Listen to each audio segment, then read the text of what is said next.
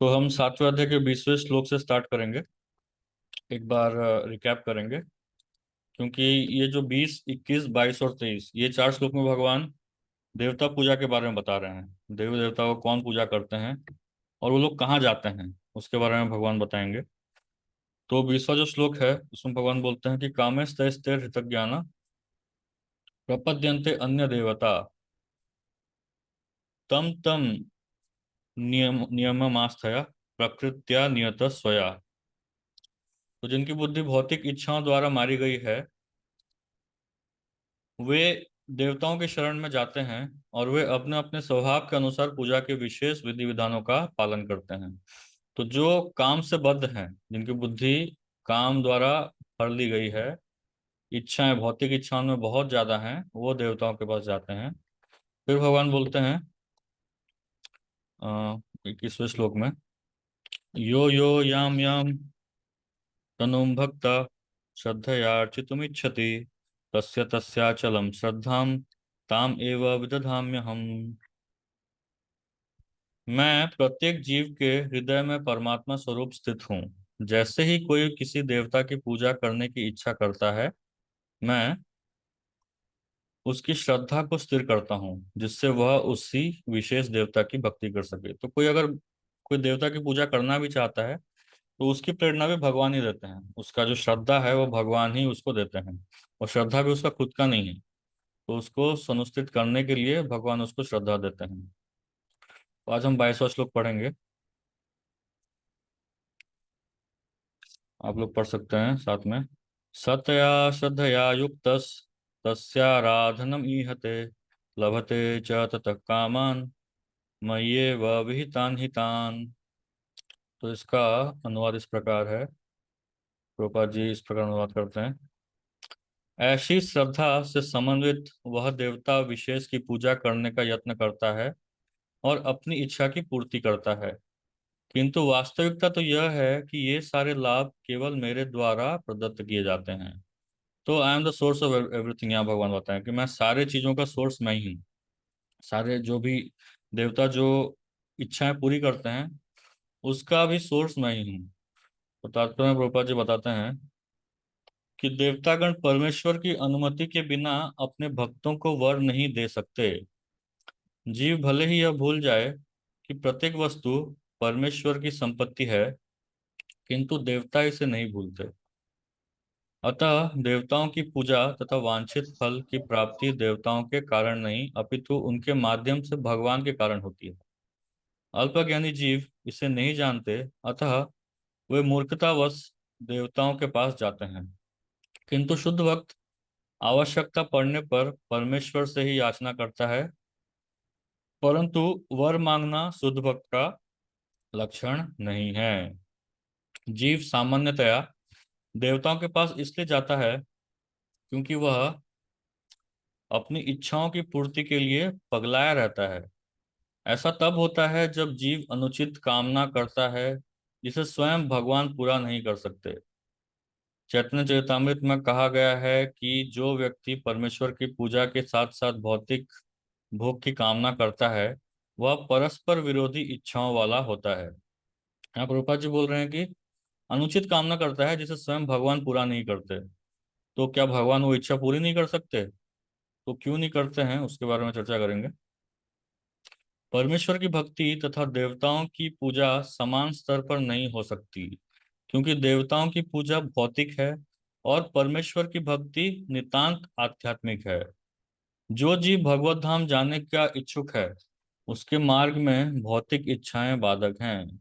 अतः भगवान के शुद्ध भक्त को वे भौतिक लाभ नहीं प्रदान किए जाते जिनकी कामना अल्पज्ञ जीव करते रहते हैं, जिसके कारण वे परमेश्वर की भक्ति न करके देवताओं की पूजा में लगे रहते हैं। तो अभी ये जो है इस श्लोक में, यहाँ तो अभी तक यहाँ भगवान बता रहे हैं कि जो भी है वो भगवान के द्वारा ही सब कुछ प्रदत्त हो रहा है। तो आज देखिए, आज मैक्सिमम मैं बोलूंगा, आप लोगों को बोलने का मौका थोड़ा कम मिलेगा, क्योंकि आज मुझे ये देवता पूजन में दो कॉन्सेप्ट समझाना है आप लोगों को। एक तो तत्व, जो विष्णु तत्व होता है, जीव तत्व होता है, उसके बारे में बताऊंगा। और दूसरा, जो ब्रह्मांड का जो परिस्थिति है, जो ब्रह्मांड में कौन कहाँ देवता कहाँ रहते हैं, हम कहाँ रहते हैं, उसकी स्थिति मैं आपको समझाऊंगा। तो आप लोग ध्यान से सुनिएगा, थोड़ा टेक्निकल क्लास होने वाला है। तो आप लोग अच्छे से सुनेंगे तो अच्छे से समझ पाएंगे, फिर डाउट्स कम रहेंगे उसके हिसाब से। तो सबसे पहला, तो आप लोग अपना वीडियो ऑन करिए। वीडियो ऑन नहीं होने से लगता नहीं किसको बोल रहा हूँ, मुझे समझ में ही नहीं आ रहा है। मुझे लग रहा है कोई दीवार को बोल रहा हूँ। तो जितने लोग आप लोग वीडियो ऑन करें, कम से कम आधा तो स्क्रीन होना चाहिए वीडियो ऑन, तभी जाकर मैं स्टार्ट करूंगा। पता ही नहीं चलता है कौन सुन रहा है कौन क्या कर रहा है।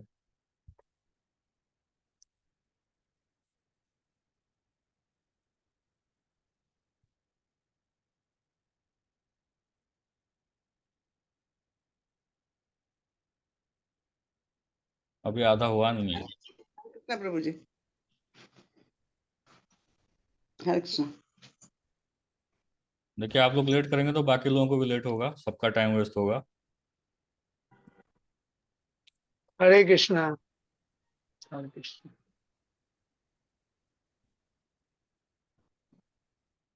हरे कृष्णा। देखिए, इससे पता चल रहा है कि कोई सुन नहीं रहा है, इसलिए कोई वीडियो ऑन नहीं कर रहा है। हरे कृष्ण प्रभु जी। हरे कृष्ण प्रभु जी, दंडवत प्रणाम। हरे कृष्ण प्रभु जी। हरे हरि कृष्णा बोल। प्रभु जी। हरि बोल प्रभु जी। हरे कृष्णा। हरे कृष्ण प्रभु जी। हरे कृष्ण प्रभु। अभी भी आधा नहीं हुआ है। बस 10 लोग नहीं ऑन किया है। 10 में तो मैं ही एक हूँ। हरे कृष्णा। हरे कृष्णा। हरे कृष्णा प्रभु जी। हाँ ठीक है, जो लोग ऑन कर दिए हैं, वो लोग म्यूट ही रहिए।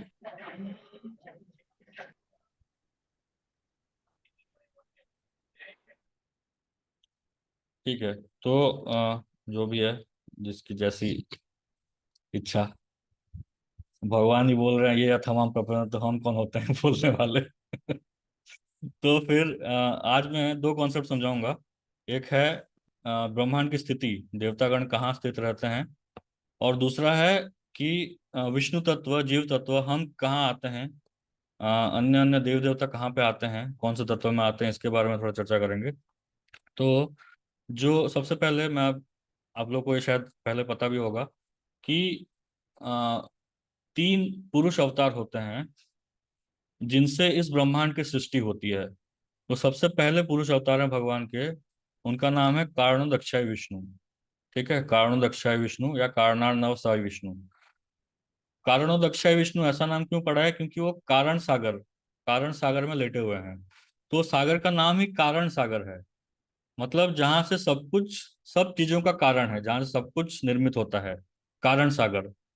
तो वहां से महाविष्णु या कारणोदक्षाई विष्णु वहां लेटे हुए हैं।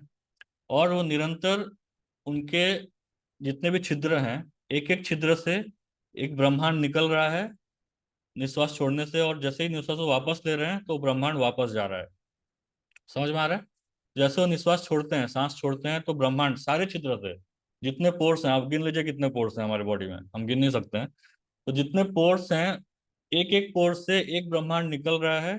और जैसे ही सांस वापस ले रहे हैं तो ब्रह्मांड वापस चला जा रहा है। ठीक है। तो उस एक ब्रह्मांड में गर्भोदक्षाई विष्णु उसके अंदर जाते हैं, क्योंकि वो एक गर्भ के समान है। और ब्रह्मांड जो है गर्भ के समान है। तो वहां जो विष्णु जाते हैं उनको गर्भोदक्षाय विष्णु कहा जाता है। ये जो गर्भोदक्षाय विष्णु है, ये इनके पसीने से या इनके जल से पूरा आधा ब्रह्मांड भर जाता है, उसके ऊपर वो लेटते हैं। और उनके जो नाभि कमल से निकल करके एक कमल निकलता है, उनके नाभि से एक कमल निकलता है। और उस कमल में ब्रह्मा जी प्रकट होते हैं। समझ में आ रहा है? ठीक है ना? तो ये गर्भोदक्षाय विष्णु के नाभि से निकल करके ब्रह्मा जी प्रकट होते हैं। अब ये ब्रह्मा जी की जो उम्र है, ये उम्र है ब्रह्मा जी की 100 साल, 100 ईयर्स। ठीक है। वो 100 साल के लिए रहते हैं। और उनका कार्य है क्रिएशन करना, अलग अलग चीजों का निर्माण करना उनका कार्य है। ब्रह्मा जी का केवल एक ही कार्य है कि वो निर्माण करते हैं। तो ये ब्रह्मा जी हो गए। उसके बाद आ, सारे जीवात्मा के हृदय में भगवान क्षीरोदक्षाई विष्णु के रूप में आते हैं, परमात्मा जो बोलते हैं हम। तो परमात्मा जो शिरोदक्ष विष्णु के रूप में आते हैं। तो ये 3 पुरुष अवतार लेते हैं। तो अलग अलग सारे ब्रह्मांडों के परमात्मा हो गए कारणोदक्षाय विष्णु, एक ब्रह्मांड के परमात्मा हो गए गर्भोदक्षाय विष्णु, और सारे जीवात्मा के परमात्मा हो गए शिरोदक्षाय विष्णु। ठीक है, 3 विष्णु हो गए, 3 पुरुष अवतार हो गए। तो अभी ये जो है, अभी एक ब्रह्मांड में, एक पर्टिकुलर ब्रह्मांड में 14 अलग अलग लोक होते हैं। ये भी आपने सुना होगा कि 14 लोक होते हैं, 14 अलग अलग लोक होते हैं। तो पृथ्वी लोक के ऊपर, पृथ्वी हम जो भूलोक में हैं, इस लोक के ऊपर 6 लोक हैं, और इसके नीचे 7 लोक हैं। टोटल 14, 6 + 7 13 और एक 14। ठीक है, तो पृथ्वी के ऊपर जो है, पृथ्वी को भूलोक कहा जाता है। भू के ऊपर आता है भू, भूवर, स्वर, महर, जनलोक, तपलोक और सत्यलोक। ठीक है, तो सबसे पहला जो है भूलोक, भूलोक के ऊपर भूवर लोक आता है, उसके ऊपर स्वर्गलोक। मतलब 2 प्लैनेट ऊपर ही है, बस एक ही स्पीड ब्रेकर है, उसके ऊपर स्वर्गलोक है, जिसके बारे में प्राय भारतीय लोग जानते हैं कि हाँ स्वर्ग होता है, लेकिन स्वर्ग ही सबसे हाईएस्ट होता है। उससे उसके ऊपर क्या उनको पता नहीं है। स्वर्ग सबसे हाईएस्ट है, इसलिए जब भी कोई किसी का प्राण चला जाता है, कोई मर जाता है, तो उसके सामने लिख दिया जाता है स्वर्गवासी, है ना। अभी वो किधर गया पता नहीं, उसके कर्म के हिसाब से कहाँ गया पता नहीं, लेकिन सब उसको स्वर्गवासी लिख देते हैं। तो जो स्वर्गवासी है, जो स्वर्ग है, वो 2 प्लैनेट ऊपर ही है, भू, भूवर, स्वर्ग। उसके बाद महरलोक है, उसके बाद जनलोक है, उसके बाद तपलोक है, और अंत में सत्यलोक, सबसे ऊपर सत्यलोक है, जहां ब्रह्मा जी रहते हैं। ब्रह्मा जी वहां निवास करते हैं। और ये जो जनलोक है, तपलोक है, यहाँ पे सब सिद्धि सिद्धि कामी, जो जिनके पास अलग अलग सिद्धियां होती हैं, अनिमा, लघिमा, महिमा, मतलब वो छोटे से छोटा बन सकते हैं, बड़े से बड़ा बन सकते हैं, एक बार में 8 जगह में प्रकट हो सकते हैं। तो ऐसे अलग अलग जगह, अलग अलग सिद्धियां जिनके पास होती हैं, वो ये जनलोक तपलोक में जा सकते हैं। तो ऐसे अलग अलग जो अलग अलग विधि विधान पालन करेंगे, उसके हिसाब से वो अलग अलग प्लैनेट्स में जाएंगे। ठीक है, तो ये 7 हो गए। और ये स्वर्ग लोक के जो राजा हैं उनका नाम है इंद्र। समझ गए, स्वर्ग लोक के जो राजा हैं उनका नाम है इंद्र। और जो पृथ्वी भूलोक हो गया, उसके नीचे 7 प्लैनेट हैं, अतल, वितल, सुतल, तलातल, महातल, रसातल और पाताल। ठीक है, ये 7 हैं, अतल, वितल, सुतल, तलातल, रसातल, महातल और पाताल। ये जो पाताल लोक है वो सबसे नीचे है। और पाताल लोक के नीचे आता है जितने भी नरक लोक हैं, मतलब जहाँ यातनाएं दी जाती हैं, जहाँ जीवात्मा जो गलत कार्य करते हैं उनको वहां भेज करके, मतलब कोई अगर जीवात्मा को, कोई पशु को अगर फ्राई करता है, गरम तेल में फ्राई करता है, तो उसको वहां ले जा करके उसको गरम तेल में फ्राई किया जाता है उस व्यक्ति को। वैसे ही कोई अवैध कार्य में लगता है, तो उसको वैसा ही दंड मिलता है। उसी प्रकार से नर्कलोक एकदम नीचे है, पाताल लोक के नीचे नर्कलोक है। तो ये जो प्लानिटरी सिस्टम्स हैं, ये जो प्लैनेट्स हैं, तो ब्रह्मा जी का जो एक दिन होता है, अभी ध्यान से सुनिए, ब्रह्मा जी का जो एक दिन होता है, या 12 घंटा सोच लीजिए, तो ये 12 घंटा में 1000 दिव्य युग होते हैं। अभी दिव्य युग क्या है? दिव्य युग का अर्थ होता है सत्ययुग, त्रेता युग, द्वापर युग, कलयुग। ठीक है, सत्ययुग, द्वापर युग, त्रेता युग, कलयुग, ये चारों को मिला करके एक दिव्य युग बनता है। तो ऐसा नहीं है कि ये एक ही कलयुग है, एक ही सत्ययुग था, एक ही त्रेता युग था। ये साइकिल में चलते रहता है, कलयुग के बाद फिर से सत्ययुग आएगा। तो ब्रह्मा जी के 12 घंटे में 1000 दिव्य युग होता है, मतलब 1000 बार सत्ययुग होता है, 1000 बार कलयुग होता है, 1000 बार त्रेतायुग होता है, 1000 बार द्वापर युग होता है। अब उनकी अवधि कितनी है? जो कलयुग है, कलयुग की अवधि है 4,32,000 साल।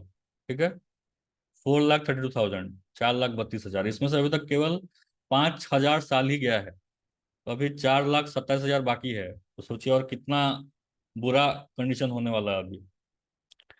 तो 5,000 साल ही गए हैं, कलयुग के 4,32,000 हैं, इसका डबल है द्वापर युग 8,64। कलयुग का 3 गुना है त्रेता युग, मतलब एक 13,28,000। ठीक है, और अ, सत्ययुग है, वो हो गया कलयुग का 4 गुना। तो ये चार को मिला करके टोटल बनता है 43 लैक्स।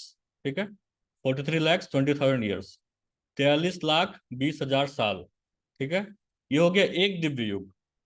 ऐसे ब्रह्मा जी के 12 घंटे में 1000 दिव्य युग होते हैं। मतलब 432 करोड़ साल का ब्रह्मा जी का एक 12 घंटा होता है। और ब्रह्मा जी ऐसे 100 साल के लिए जीते हैं। ठीक है। अभी ये सब जानने के बाद भी हमें, हम रहते हैं कुछ 50 60 70 80 साल, और भी कोई एक छोटे से इतना सारा 14 प्लानिटरी सिस्टम्स है, उसमें से एक पृथ्वी का, पृथ्वी में भी अलग अलग वर्ष है, उसमें से एक भारतवर्ष में हम रह रहे हैं। उस भारतवर्ष के, एक भारत नाम का एक देश है, उसके एक महाराष्ट्र नाम के स्टेट के, एक मुंबई नाम के शहर के, एक कोई तो एक छोटे से जगह में रह करके कुछ साल के लिए रह रहे हैं, और हम सोचते हैं कि हमारा जीवन बहुत महत्वपूर्ण है, हम बहुत बड़ा बड़ा कार्य कर रहे हैं। तो सोचिए हम कितने इल्यूजन में हैं। तो ये ब्रह्मा जी का ऐसा हो गया 12 दिन 12 घंटा। ठीक है। तो ये 12 घंटे में, ध्यान से सुनते रहिए, ये 12 घंटे में 14 अलग अलग राजा रहते हैं, जो पूरे ब्रह्मांड को राज करने वाले, या मनुष्य समाज को राज करने वाले 14 अलग अलग राजा रहते हैं, जिनको कहा जाता है मनु। ठीक है। वो 14 राजाओं को कहा जाता है मनु। ये जो 14 मनु हैं, ये 14 मनु में पूरा एक सिस्टम चेंज होता है, पूरा गवर्नमेंट चेंज होता है। ठीक है। जो मनु है, मनु जैसे एक तरह से प्राइम मिनिस्टर हो गए। जब नया प्राइम मिनिस्टर आता है तो पूरा कैबिनेट मिनिस्टर चेंज होता है ना। तो वैसे ही जब मनु चेंज होता है तो पूरा मिनिस्ट्री चेंज होता है, सारे देवता चेंज होते हैं, सप्तर्षि चेंज होते हैं, जो एडमिनिस्टर करते हैं वो लोग चेंज होते हैं। और उस मनु, मतलब उस मनवंतर, मनु का जो पीरियड होता है उसको मनवंतर कहा जाता है। उस मनवंतर को देखने के लिए एक अवतार आते हैं, भगवान के एक अवतार आते हैं, वो भी चेंज होते हैं। तो फिलहाल अभी हम लोग ब्रह्मा जी के 50 साल हो गए हैं। 50 साल होकर के 28वां दिन चल रहा है, और 28वां दिन का ये 7वां मनवंतर चल रहा है। ठीक है। 50 साल कंप्लीट होके 28 दिन हुआ है, और ये 28वां दिन का 7वां मनवंतर चल रहा है। तो इस मनु जो है, ये जो मनु है, इनका नाम है श्राद्धदेव। वही आप लोगों को पूरा याद नहीं रहेगा, बस थोड़ा सुनते रहिए। बट ध्यान दीजिए कि कितना महत्वपूर्ण है ये देवी देवता जो हैं, कैसे रहते हैं। तो जो अभी के जो मनु है, उनका नाम है श्राद्धदेव। वो है सूर्य के पुत्र।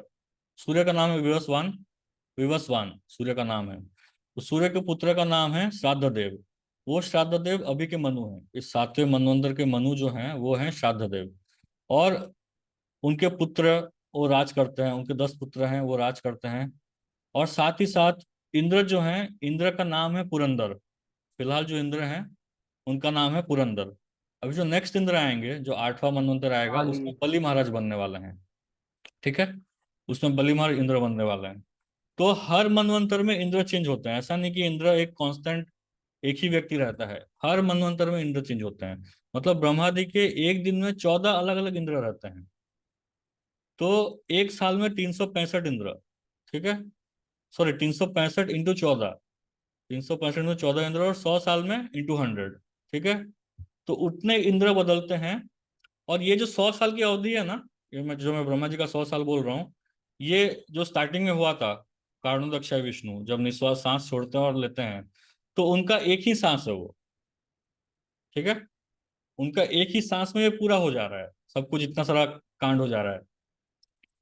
तो ये 14 जो मनवंतर है, मनु चेंज होते हैं, उनके पुत्र चेंज होते हैं, उनके जो राज करते हैं पुत्र, उसके बाद जो देवतागण है वो चेंज होते हैं। फिर सप्तर्षि, जो 7 ऋषि होते हैं, जो मेन 7 ऋषि हैं, जो ज्ञान देते हैं इस ब्रह्मांड में, वो लोग चेंज होते हैं।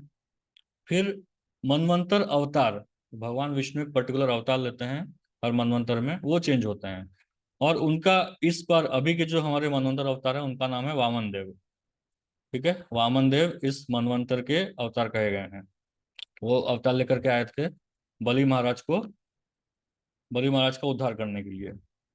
सो अभी अ, अभी मनवंतर हो गया। तो देखिए, मैं जो बोल रहा था कि जो देवतागण हैं ये हमेशा चेंज होते रहते हैं। तो ये देवतागण जो हैं, ये कोई पर्टिकुलर एक एक ही व्यक्ति है ऐसा नहीं रहता, ये एक पोस्ट है जो हमेशा चेंज होते रहता है। जैसे कैबिनेट मिनिस्ट्री है वो हमेशा चेंज होता रहता है, वैसे ही इनका जो पोस्ट है वो हमेशा चेंज होता रहता है। तो ये अभी ये कैसे बनते हैं, देवता कौन बनता है? जैसे कैबिनेट मिनिस्ट्री है, तो कैबिनेट मिनिस्टर क्या कोई भी बन जाता है? कोई भी नहीं बनता है। एक तो सिलेक्टेड कैंडिडेट्स होते हैं। सबसे पहले तो आपको लोकसभा में जाना होता है या राज्यसभा में जाना होता है। उसके बाद जा करके उसमें से किसी को सिलेक्ट किया जाता है। कुछ क्वालिफिकेशन होता है, कुछ उनके अंदर कुछ खूबियां होती है जिनको देख करके उनको कैबिनेट मिनिस्टर बना जाता है। तो उसी प्रकार देवतागण भी जो होते हैं वो भी उसी प्रकार कुछ कुछ वैसे कुछ कार्य करते हैं, तभी जा करके उनको पोस्ट मिलता है। तो जो पोस्ट मिलता है, पोस्ट मिलने के बाद ये जो देवता हैं ये ऐसे करके प्राय तो भगवान के शुद्ध भक्त नहीं होते हैं। प्राय करके ये सब भगवान के शुद्ध भक्त नहीं है, क्योंकि इनको भी बहुत सारी कामनाएं रहती हैं। लेकिन कुछ कुछ हैं, कुछ कुछ देवता हैं जो निश्चय ही भगवान के शुद्ध भक्त हैं, जैसे ब्रह्मा हैं, शिव हैं, गणेश हैं। तो ये लोग भगवान के शुद्ध भक्त हैं। तो ये जो देवता हैं ये लोग भी माया द्वारा ग्रसित हैं। ऐसा नहीं कि ये लोग माया से मुक्त हैं, ये देवता भी माया द्वारा ग्रसित हैं। तो अपने टेन्यूर के हिसाब से उनकी जितनी शक्ति है, भगवान ने उनको इतनी शक्ति दी है, उसके हिसाब से वो हमारी इच्छाएं पूरी करते हैं। तो अभी यहाँ प्रभुपाद जी बोलते हैं, इस जो श्लोक में आया था, यहाँ प्रभुपाद जी बोलते हैं कि भगवान, एक जीवात्मा अलग अलग प्रकार की इच्छाएं करता है, कई प्रकार की इच्छाएं करता है, उसको भगवान पूरी नहीं करते। अभी ऐसा तो नहीं है कि भगवान पूरी नहीं कर सकते। तो क्यों पूरी नहीं करते? क्योंकि जैसा एक सोचिए, एक बच्चा अपनी माँ के साथ जा रहा है और एक दुकान के सामने जाता है। तो दुकान के सामने जा करके चिल्लाता है माँ के सामने, मम्मी चॉकलेट चॉकलेट चॉकलेट। तो मम्मी क्या करेगी? उसको एक चांटा मारेगी, है ना। और जब बहुत हो जाएगा तो थोड़ा सा चॉकलेट पकड़ा देगी उसको। लेकिन सोचिए उसके पास कुछ पैसा है, कुछ 10 रुपया है, 15 रुपया है, 20 रुपया है। वो जाता है दुकानदार के पास, बोलता है मुझे ये चॉकलेट चाहिए। तो दुकानदार क्या करेगा? चॉकलेट निकाल करके दे देगा। तो यही फर्क है भगवान में और देवताओं में, यही फर्क है। हमारे पास जितना पुण्य, हमने जितना कार्य किया है, जितना हमने तपस्या किया है, उसके हिसाब से हम कोई देवता के पास जाते हैं और उनसे कुछ मांगते हैं तो वो तुरंत दे देते हैं। लेकिन भगवान के पास देखिए, इसलिए जब कृष्ण भक्त होते हैं ना, कई लोग कृष्ण भक्त बनने से बड़ा डरते हैं, क्योंकि भगवान कृष्ण के भक्त जो होते हैं कई बार गरीब होते हैं, ज्यादा धन नहीं होता उनके पास।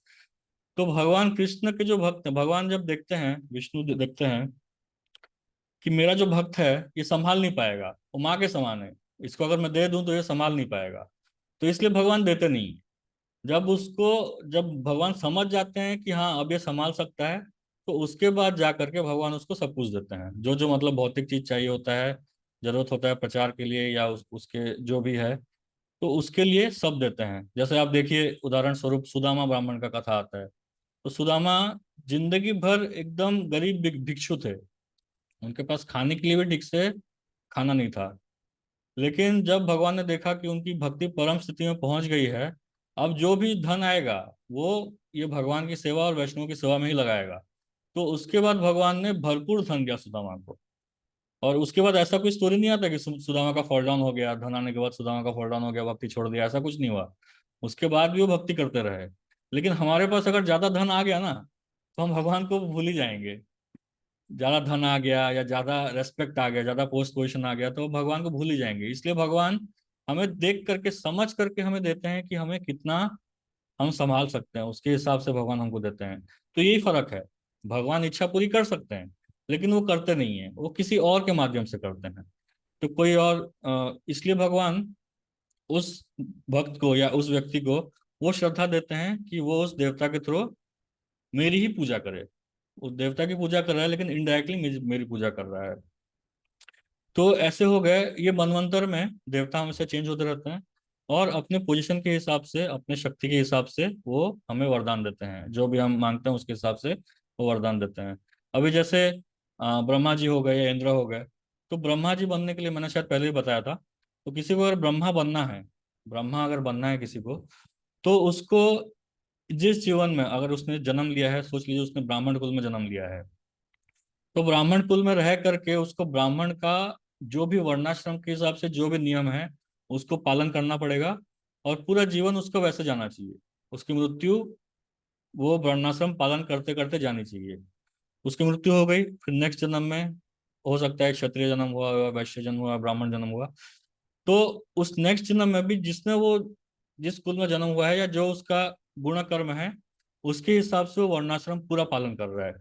तो ऐसा करते करते कोई अगर 100 जन्मों तक, ठीक है, 100 लाइफ टाइम्स, 100 जन्मों तक अगर लगातार वर्णाश्रम अच्छे से पालन करता है, जो शास्त्रों में दिया गया है उसके हिसाब से अच्छे से पालन करता है, तो ऐसा व्यक्ति ब्रह्मा बनने के लिए एलिजिबल हो जाता है, वो लायक बन जाता है। तो ये इसका क्वालिफिकेशन है। जैसे कैबिनेट मिनिस्टर बनने के लिए कुछ क्वालिफिकेशन होता है, वैसे ब्रह्मा बनने के लिए ये क्वालिफिकेशन है। वैसे ही किसी को इंद्र बनना है, तो इंद्र बनने का एक क्वालिफिकेशन है, उसको 100 अश्वमेध यज्ञ करने पड़ेंगे। तो जो 100 अश्वमेध यज्ञ कर लेता है तो वो इंद्र बनने के लायक हो जाता है। तो अभी जैसा मैंने पहले कहा कि करोड़ों करोड़ों ब्रह्मांड निकल रहे हैं, है ना, विष्णु जी के शरीर से करोड़ों करोड़ों ब्रह्मांड निकल रहे हैं। तो क्या ऐसे करोड़ करोड़ लोग हैं जो एलिजिबल हैं हमेशा ब्रह्मा और इंद्र बनने के लिए? क्या ऐसा पॉसिबल है? इतने सारे ब्रह्मा और इंद्र अवेलेबल हैं, मतलब हर कोई इतना कर रहा है, 100 अश्वमेध यज्ञ किए जा रहा है, कोई 100 जीवन वर्णाश्रम पालन किया जा रहा है, ऐसा है क्या? तो ऐसा हमेशा पॉसिबल नहीं होता है। तो जब ऐसा पॉसिबल नहीं होता है तो वो जो पोस्ट है ना, वहाँ भगवान स्वयं बैठ जाते हैं। तो वहां भगवान स्वयं बैठ करके ब्रह्मा का नेतृत्व करते हैं, या इंद्र बन करके स्वर्ग के राजा बन जाते हैं। तो जहां अगर अवेलेबल नहीं है, उस पोस्ट के लिए कोई पर्टिकुलर व्यक्ति अवेलेबल नहीं है, तो वहां पे भगवान स्वयं बैठ करके उस पोस्ट का संचालन करते हैं। तो ये सारे पोस्ट बहुत ही इंपॉर्टेंट पोस्ट हैं ये ब्रह्मांड को चलाने के लिए। फिर ऐसा प्रश्न उठ सकता है कि भगवान तो असीमित हैं, उनकी कोई सीमा नहीं है, तो क्या जरूरत है ऐसे देव देवताओं को देने की जरूरत क्या है? इनको लगाने की जरूरत क्या है? सब तो खुद ही कर सकते हैं, सारी चीजों को खुद ही कर सकते हैं। तो भगवान ऐसा करते क्यों हैं? तो इसका उत्तर ये है कि भगवान ऐसा इसलिए करते हैं कि उनके पास अलग अलग प्रकार के भक्त आते हैं। जैसे पिछले क्लास या लास्ट टू लास्ट क्लास में हमने देखा था कि आर्त तो अर्थार्थी, जिज्ञासु, ज्ञानी, अलग अलग प्रकार के लोग भगवान के पास आते हैं। और जो भी भगवान के पास आते हैं उनके पास अलग अलग प्रकार की इच्छाएं होती हैं। तो वो अलग अलग तरीके से भगवान की सेवा करना चाहते हैं। तो उन सबकी इच्छाओं को पूरा करने के लिए, सबको अपनी सेवा में लगाने के लिए भगवान ने ये सारे पोस्ट क्रिएट किए हैं, ये सभी पोस्ट क्रिएट किए हैं। तो ये सब अलग अलग, ये सब जीवात्मा ही हैं, जीवात्मा देवता बनते हैं। और जहां पर उस देवता का पोजीशन खाली होता है, जैसे अभी जो ये 7वां मनवंतर चल रहा है, इसमें जो सूर्यदेव हैं, सूर्यदेव का कोई एलिजिबल व्यक्ति था नहीं। तो अभी के फिलहाल के जो सूर्यदेव हैं वो स्वयं नारायण है, वो स्वयं भगवान विष्णु है, इसलिए उनको सूर्य नारायण कहा जाता है। अभी जो सूर्य को हम देखते हैं सूर्य नारायण के रूप में पूजा क्यों किया जाता है? क्योंकि वो स्वयं नारायण है, वो स्वयं कृष्ण, वो स्वयं विष्णु है, इसलिए उनको सूर्य नारायण के रूप में पूजा किया जाता है। तो ऐसे अलग अलग देवताओं का अगर पोस्ट खाली रह जाता है तो उसको भगवान स्वयं भर देता है, नहीं तो कोई जीवात्मा आकर के वहां बैठ करके उसका संचालन करता है।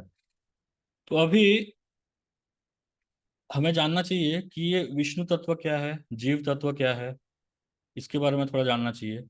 तो अभी जो देखिए विष्णु जो है, विष्णु तत्व में भगवान विष्णु या कृष्ण या राम या जितने भी अवतार आते हैं, वराह, मत्स्य, कूर्म, वामन, ये जितने भी अवतार आते हैं ये सारे के सारे विष्णु तत्व में आते हैं। अभी जो विष्णु तत्व है और जीव तत्व, ये दोनों में फर्क है, और फर्क नहीं भी है। जो अद्वैतवादी हैं वो बोलते हैं कि जो जीव है वो अंत में विष्णु के साथ जाकर के या ब्रह्म में जाकर के लीन हो जाता है। जो विष्णु भी है जब आते हैं इस धरती में अपना कुछ काम करके वापस ब्रह्म बन जाते हैं। तो सब कुछ एक हो जाता है। अद्वैतवादी जो होते हैं सब बोलते हैं कि सब कुछ लास्ट में एक हो जाता है। लेकिन जो द्वैतवादी हैं, जो द्वैतवादी है, वो बोलते हैं कि नहीं, ऐसा नहीं है, सब कुछ अलग है, भगवान अलग और जीव अलग।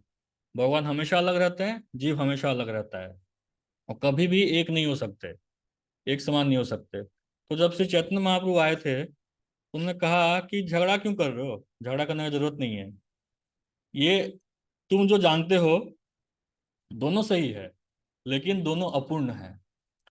तो इसलिए जो चैतन्य महाप्रभु का जो फिलोसॉफी है, विशेष करके हम जो पालन करते हैं, इस फिलोसॉफी का नाम है अचिंत्य भेद अभेद तत्व। ये तत्व है इसका नाम है अचिंत्य भेद अभेद। मतलब भेद मतलब अलग भी है, और अभेद मतलब सेम है। और ये कैसे है? ये अचिंत्य है, इनकॉन्सिवेबल, हम उसको समझ नहीं सकते हैं। तो कैसे है? कि भगवान के हम अंश हैं, हम भगवान के ही अंश हैं, तो उस तरह से हम भगवान से एक हुए।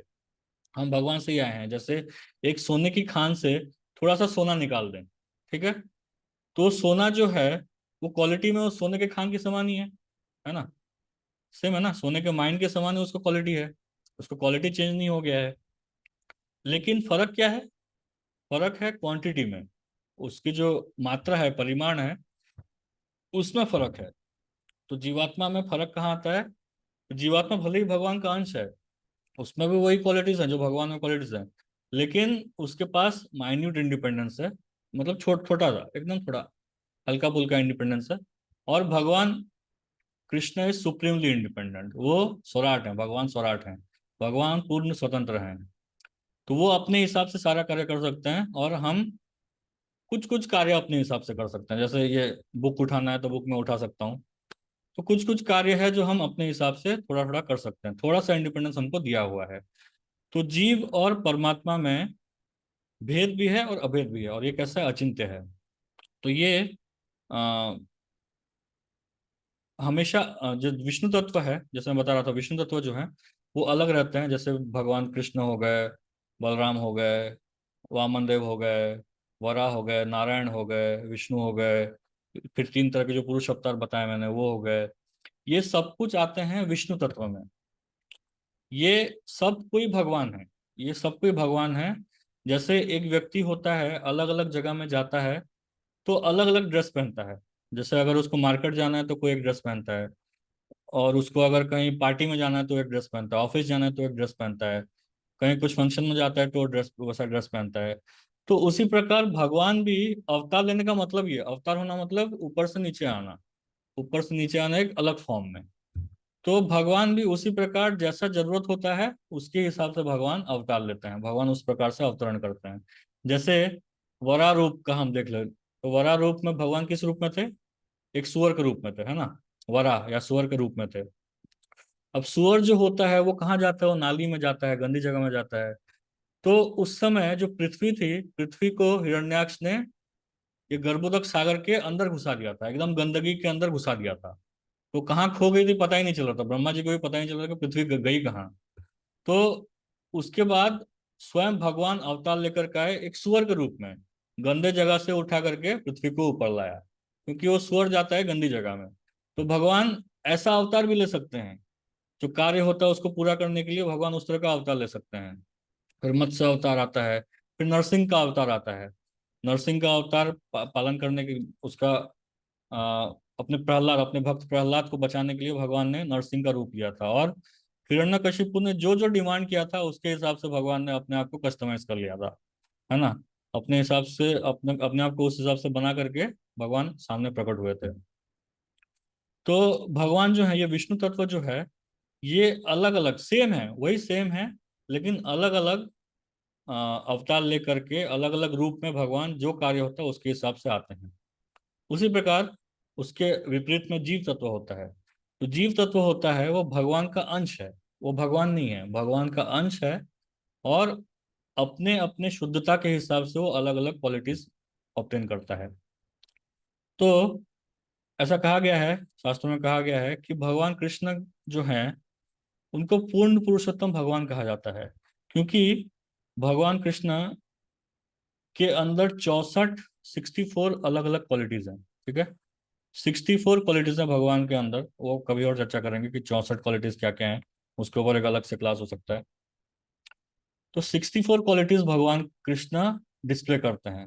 लेकिन भगवान के जो अलग बाकी जितने भी अवतार, भले वो भगवान राम हो गए, या भगवान विष्णु हो गए, या नारायण हो गए, वो 60 क्वालिटीज डिस्प्ले करते हैं, 4 क्वालिटी ज्यादा डिस्प्ले नहीं करते हैं।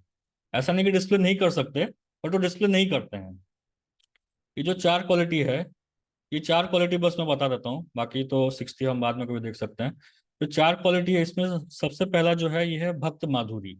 ठीक है, भगवान कृष्ण की जो विशेष गुण है वो है एक भक्त माधुरी, मतलब उनका भक्तों के साथ जो आदान प्रदान है वो एक बहुत ही मधुरता वाला है, बहुत ही मधुर उनका आदान प्रदान रहता है। तो अ, भक्तों के साथ उनका आदान प्रदान बहुत सुंदर रहता है।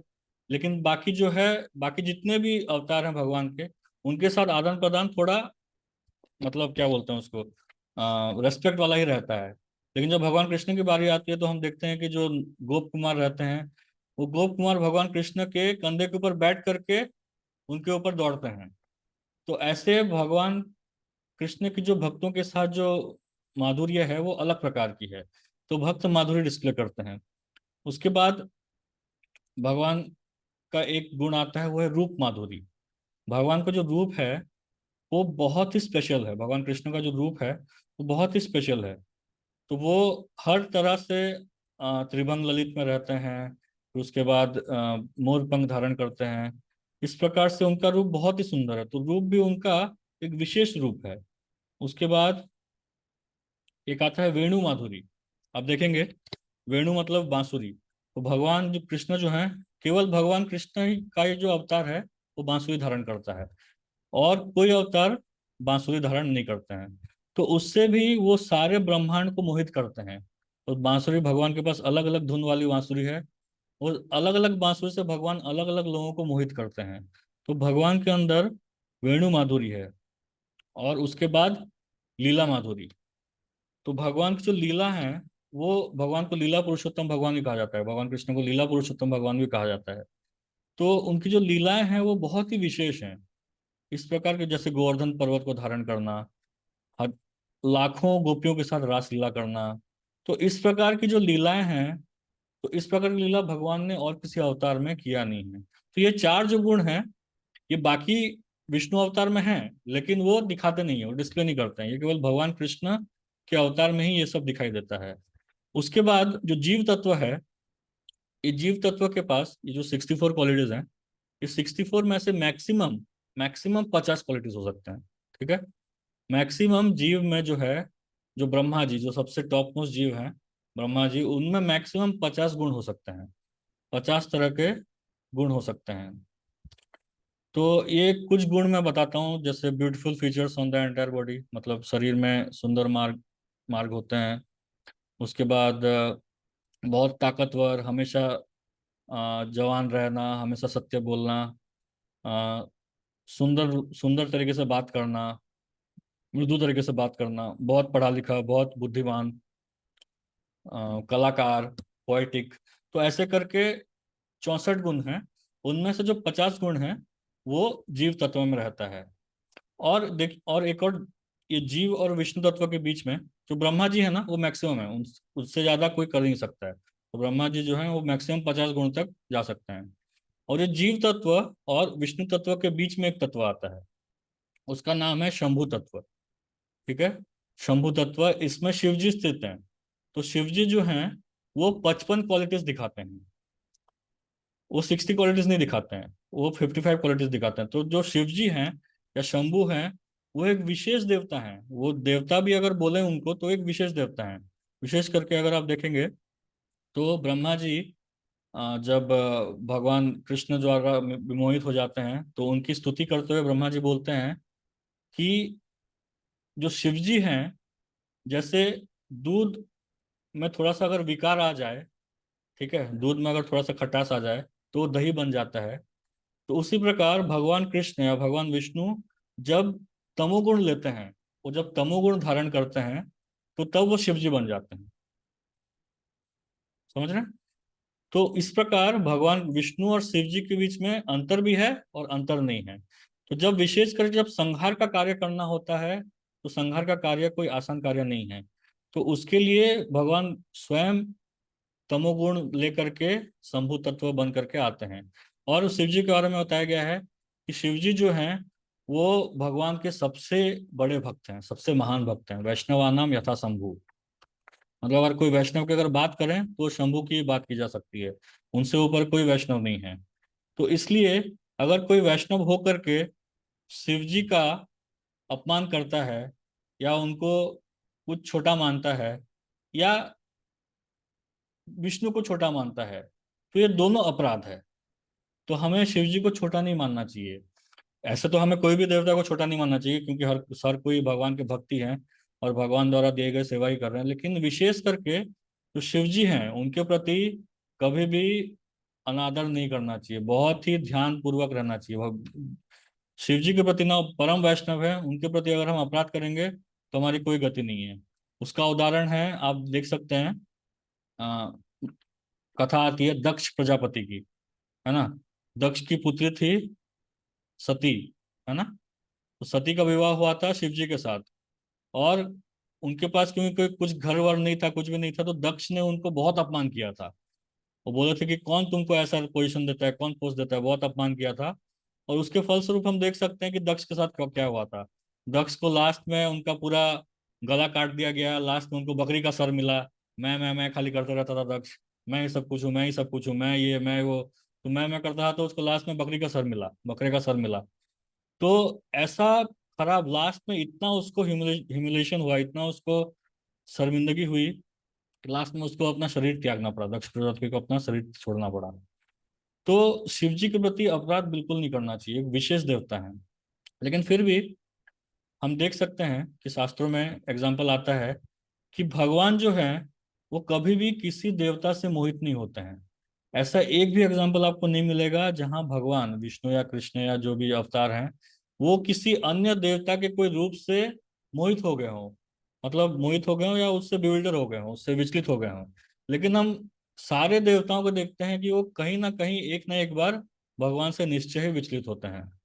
जैसे शिव जी का केस हम देख लें, तो शिव जी जब भगवान मोहिनी मूर्ति रूप में आए थे, भगवान का एक ही फीमेल फॉर्म है, बाकी सब मेल फॉर्म में आए थे भगवान, तो एक फीमेल फॉर्म में जब मोहिनी मूर्ति के रूप में आए थे, तो शिव जी जिनको कोई काम भावना है ही नहीं, वो उनको कोई भौतिक काम सता ही नहीं सकता है।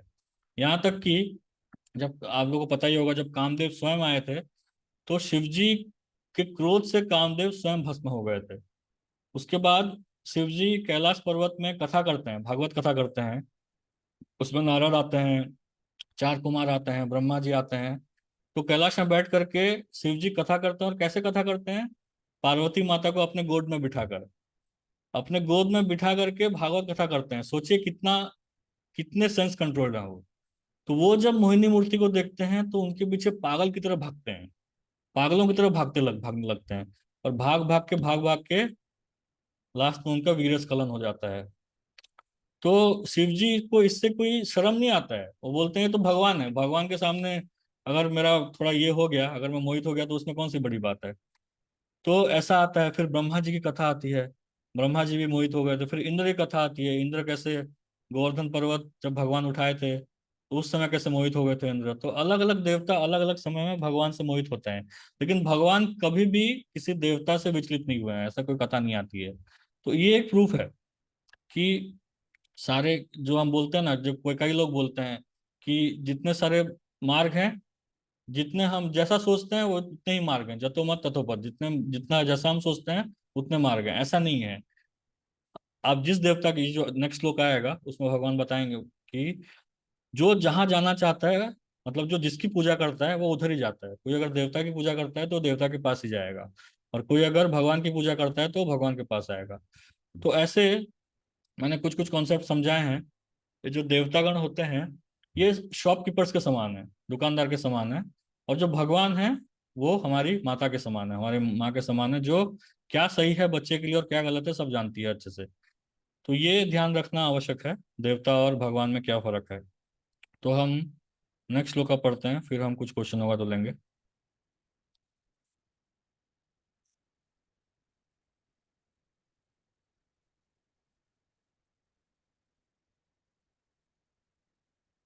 हम्म 23वां श्लोक है, 23rd श्लोक का।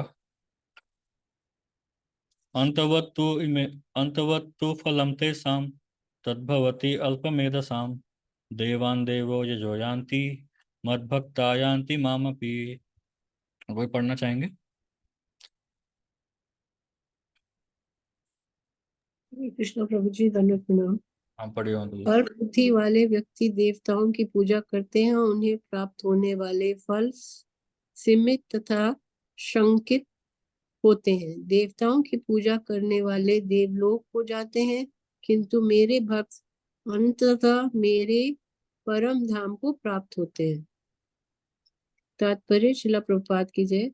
भगवत गीता के कुछ भाष्यकार कहते हैं कि देवता की पूजा करने वाले व्यक्ति परमेश्वर के पास पहुंच सकता है, किंतु यहाँ ये स्पष्ट कहा गया है कि देवताओं के उपासक भिन्न लोक हो जाते हैं जहाँ विभिन्न देवता स्थित है। ठीक उसी प्रकार जिस तरह सूर्य की उपासना करने वाले सूर्य को या चंद्रमा की उपासक चंद्रमा को प्राप्त होते हैं, इसी प्रकार यदि कोई इंद्र जैसे देवता की पूजा करना चाहता है तो उसे पूजा जाने वाले उसी देवता का लोक प्राप्त होगा। ऐसा नहीं है कि जिस किसी भी देवता की पूजा करने से भगवान को प्राप्त किया जा सकता है। यहाँ पर इसका निषेध किया गया है क्योंकि ये स्पष्ट कहा गया है कि देवताओं के उपासक भौतिक जगत के अन्य लोगों को जाते हैं, किंतु भगवान का भक्त भगवान के ही परम धाम को जाता है। यहाँ यह प्रश्न उठाया जा सकता है कि यदि विभिन्न देवता परमेश्वर के शरीर के विभिन्न अंग हैं, तो उन सभी की पूजा करने से एक ही जैसा फल मिलना चाहिए, किंतु देवताओं के उपासक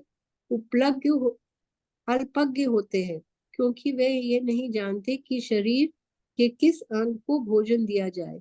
उनमें से कुछ इतने मूर्ख होते हैं कि वे दावा करते हैं कि अंग अनेक है, अतः भोजन देने के ढंग अनेक है, किंतु यह बहुत उचित नहीं है। क्या कोई कानों या आंखों से शरीर को भोजन पहुंचा सकता है? वे ये नहीं जानते कि ये देवता भगवान के विराट शरीर के विभिन्न अंग हैं, और वे अपने अज्ञानवश से ये विश्वास कर बैठते हैं कि प्रत्येक देवता पृथक ईश्वर के तथा परमेश्वर का प्रतियोगी है। न केवल सारे देवता अपितु सामान्य जीव भी परमेश्वर के अंश हैं।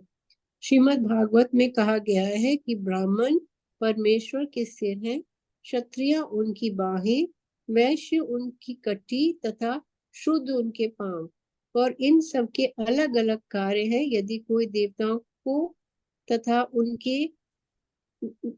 अपने आप को परमेश्वर का अंश मानता है तो उसका ज्ञान पूर्ण है, किंतु यदि वह इसे नहीं समझता तो उसे भिन्न लोकों की प्राप्ति होती है। यहाँ देवतागण निवास करते हैं। यह वह गंतव्य नहीं है जहाँ भक्तगण जाते हैं। देवताओं से प्राप्त वर नाशवान होते हैं क्योंकि इस भौतिक जगत के भीतर सारे लोग, सारे देवता तथा उनके सारे उपासक नाशवान हैं। अतः इस श्लोक में स्पष्ट कहा गया है कि ऐसे देवताओं की उपासना से प्राप्त होने वाले सारे फल नाशवान होते हैं। अतः ऐसी पूजा केवल अल्पज्ञों द्वारा की जाती है। चूंकि परमेश्वर की भक्ति से कृष्ण भावनामृत में संलग्न व्यक्ति ज्ञान से पूर्ण दिव्य आनंदमय लोक की प्राप्ति करता है, अतएव उसकी तथा देवताओं के सामान्य उपासक की उपलब्धि पृथक पृथक होती है। परमेश्वर असीम है, उनका अनुग्रह अनंत है, उनकी दया भी अनंत है। अतः परमेश्वर को अपने शुद्ध भक्तों की कृपा भी असीम ही होती है। हरे कृष्णा। हरे कृष्णा। तो यहाँ देखिए भगवान क्लियरली बोल रहे हैं कि जो जैसा पूजा करता है, तो जिनकी पूजा करता है वो उनके पास ही जाता है। अगर पूरा श्रद्धा से उनकी पूजा कर रहा है तो उनके पास ही जाएगा। जैसे एक एग्जांपल आता है कि अगर कोई व्यक्ति दिल्ली जाना चाहता है ना, दिल्ली अगर जाना चाहता है तो दिल्ली उसको जाना है, तो अगर वो कलकत्ता का टिकट लेगा तो क्या वो दिल्ली पहुंच जाएगा? या कलकत्ता का ट्रेन लेगा तो दिल्ली पहुंच जाएगा? नहीं पहुंचेगा। चेन्नई का ट्रेन लेगा तो चेन्नई पहुंच जाएगा, सॉरी दिल्ली पहुंच जाएगा? नहीं पहुंचेगा। तो उसी प्रकार अलग अलग देवता भगवान के अलग अलग अंग हैं, उनका अलग अलग प्लैनेट है, अलग अलग ग्रह है। तो जो जिसकी पूजा करेगा उसके हिसाब से वो वहां ही पहुंचने वाला है। ऐसा नहीं कि कोई अगर काली की पूजा करे या किसी और देवता की पूजा करे तो भगवान के पास पहुंच जाएगा, ऐसा नहीं है। जिसकी पूजा कर रहा है उसके पास ही पहुंचेगा। तो इसलिए जो देवता पूजन है, अगर हम ये जानते हैं कि हाँ ये सारे जो देवता हैं ये भगवान के अंग हैं, ये सोच करके अगर हम ठीक है कभी कभी पूजा कर ले रहे हैं, वो ये सोच करके कि हाँ ये भगवान के रिप्रेजेंटेटिव हैं, इनका मुझे रेस्पेक्ट करना चाहिए, उनसे ये प्रार्थना करना चाहिए कि आप मुझे भगवान की भक्ति प्रदान करिए, आप मेरे भक्ति में जो भी बाधा है उसको दूर करिए, ऐसा अगर हम प्रार्थना करते हैं तो फिर ठीक है, ये ज्ञान सही है। लेकिन ये ना जान करके उनसे भौतिक लाभ मांगते हैं जा करके, तो फिर ये गलत है। ऐसा भाव रख करके देवताओं की पूजा नहीं करनी चाहिए। तो इसलिए ध्यान रखना चाहिए कि आगे चल करके भी 9वें अध्याय में भगवान बताएंगे, 8वें 9वें अध्याय में, कि ये जो देवताओं को पूजा है, ये मेरे द्वारा मेरी ही पूजा हो रही है, लेकिन ये अविधि पूर्वकम, ये विधि पूर्वक नहीं है, ये गलत विधि है। दिस इज अविधि पूर्वकम। भगवान बताएंगे कि ये अल्टीमेटली मेरी ही पूजा हो रही है, लेकिन अविधि पूर्वकम। तो इसलिए हमें देवताओं की पूजा को अवॉइड करना चाहिए, उसका कोई जरूरत ही नहीं है। क्योंकि हम रूट को पानी डालेंगे तो अपने आप सारे पत्ते, जो भी टहनियाँ हैं, सब अपने आप पोषित हो जाएंगे। इसलिए हमें जड़ पे पानी डालना चाहिए। जड़ कौन है? स्वयं भगवान कृष्ण है। तो हरे कृष्णा। तो आपका कोई प्रश्न है तो पूछ सकता है। बहुत टेक्निकल गया होगा आज।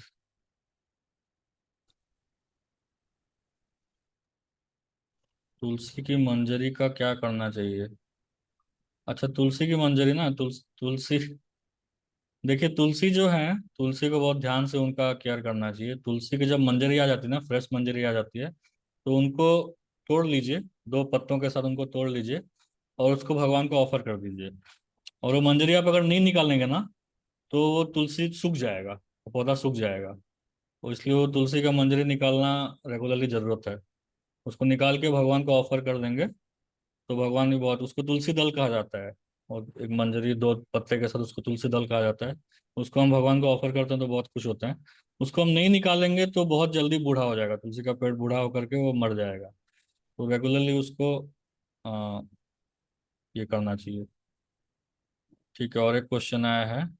परमात्मा का कॉन्सेप्ट 3 पुरुष अवतार में रिपीट करना है। ठीक है, तो 3 जो पुरुष अवतार हैं, जो सबसे पहले पुरुष अवतार हैं, उनका नाम है कारणोदक्षाय विष्णु, जो कारण सागर में लेटे हुए हैं।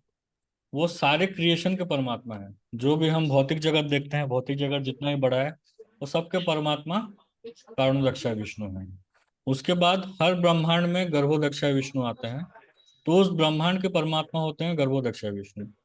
और हर अ, जीवात्मा के अंदर जो जाते हैं वो क्षीरोदक्षाय विष्णु है। तो क्षीरोदक्षाय विष्णु का भी एक जगह है, वो क्षीर सागर में रहते हैं। लेकिन हर जीवात्मा के अंदर आकर के वो परमात्मा के रूप में विराजमान रहते हैं। तो कारणोदक्षाय विष्णु पूरे क्रिएशन के जितना भी ब्रह्मांड है, सबके परमात्मा है।